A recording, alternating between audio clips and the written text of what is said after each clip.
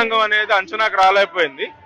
So దీనివల్ల కొంత ఇబ్బంది అయితే కలిగిన మాట వాస్తవే. దాన్ని ఆ రోజు తురంతగా మేము అన్ని చోట్ల నుంచి జిల్లా రేంజ్ మొత్తం నుంచి కర్నూలు నంద్యాలలో ఉన్న మొత్తం సిబ్బంది అంతా తీసుకొచ్చి దాన్ని అంతా సెటరేట్ చేసాం. తర్వాత నుంచి ఇప్పటి వరకు ఎటువంటి ఇబ్బంది రాలేదు. అంటే ప్రతిసారి ఫారెస్ట్ డిపార్ట్మెంట్ కి, అడ్మినిస్ట్రేషన్ కి, పోలీసులకి ఎందుకు ఈ డిస్టర్బెన్స్ కొనసాగుతుందని అనుకుంటున్నారు? అంటే ఫారెస్ట్ డిపార్ట్మెంట్ యొక్క డ్యూటీ అండి పర్యావరణ పరిరక్షణ అండి.